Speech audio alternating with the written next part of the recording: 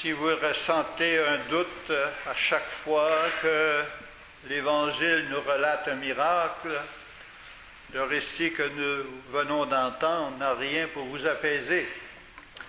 Et pourtant, des transfigurations, nous en avons vu et peut-être connues, et nous sommes appelés à en connaître d'autres. J'ai souvenir d'une dame qui dirigeait un foyer d'accueil et qui accomplissait des miracles avec les enfants que les services sociaux lui confiaient.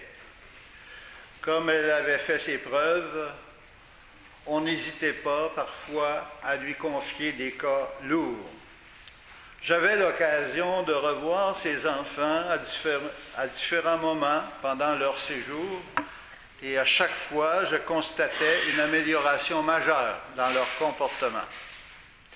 Qu'est-ce qui transfigurait ces enfants, croyez-vous? C'était sans doute l'amour qui suscitait la confiance et créait autour d'eux un climat de sécurité. Ces enfants se sentaient aimés et respectés et ils n'étaient plus les mêmes après quelques mois. On peut dire qu'ils étaient transfigurés. Cet exemple peut nous aider à comprendre l'expérience vécue par Jésus et ses trois apôtres, Pierre, Jacques et Jean, en ce jour où nous nous rappelons la transfiguration. Les apôtres ont une perception de Jésus, et probablement que Jésus lui-même a sa propre perception de ce qu'il est. Et voici qu'un événement se produit.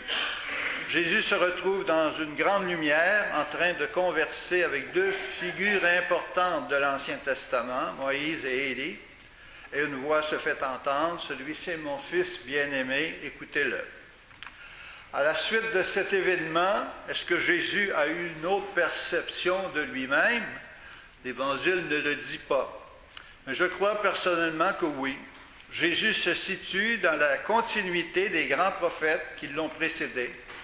De plus, il se fait dire, pour la deuxième fois depuis son baptême, qu'il est le Fils bien-aimé du Père et que nous sommes invités à écouter le message dont il est porteur. Lui, le fils de Joseph et de Marie, le charpentier de Nazareth, prend conscience de ce qu'il est vraiment. L'amour du Père vient de le révéler un peu plus à lui-même. Jésus n'a pas changé. C'est sa perception de lui-même qui a changé. Comme un véritable amour a su changer la perception que les enfants, des enfants dont je vous ai parlé il y a quelques instants. Et que dire maintenant de la perception qu'avaient les trois apôtres de Jésus avant cet événement? Ce fut tout un choc pour eux. L'amour du Père qui comble Jésus de lumière change leur perception de leur ami Jésus. Ils le découvrent tel qu'il est, tel qu'il a toujours été et tel qu'il sera toujours. Non pas seulement un envoyé spécial de Dieu, doté de pouvoirs particuliers, mais le Fils de Dieu lui-même. Le mot transfiguration utilisé pour désigner cet événement me semble, à mon point de vue, un peu ambigu. C'est tout comme s'il laissait supposer que Jésus est devenu quelqu'un d'autre, alors que Jésus est demeuré le même. C'est la perception qu'en avaient les apôtres et probablement celle que Jésus avait de lui-même qui ont changé grâce à l'amour du Père qui s'est manifesté d'une façon particulière ce jour-là. Nous avons tous besoin d'être transfigurés. Il n'y a qu'une recette infaillible pour cela, et c'est la recette amour. Plaçons-nous dans une situation où nous éprouvons plus facilement l'amour du Père.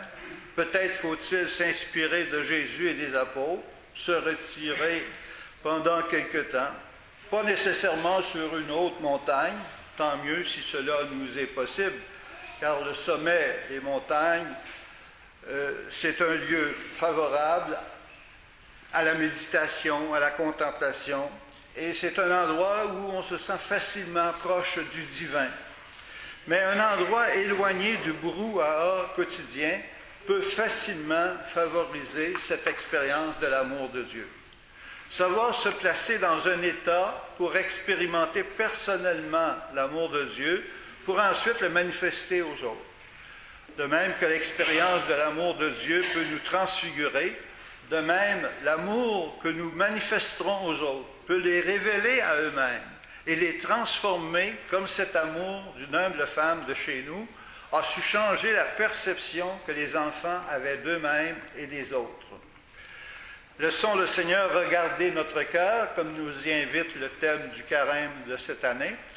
Si nous lui faisons confiance, comme Abraham, qui, sans enfant, se fit annoncer qu'il allait devenir le père d'une grande nation, le Seigneur nous conduira sur des chemins où nous découvrirons des aspects de notre personne qui nous avaient échappé jusque-là. De plus, il fera de nous des agents de transfiguration pour ces personnes qui expérimenteront la présence du Dieu amour dans leur vie. La transfiguration de Jésus, n'est-ce pas l'illustration de la puissance d'un amour transformateur de soi-même et des autres? Amen.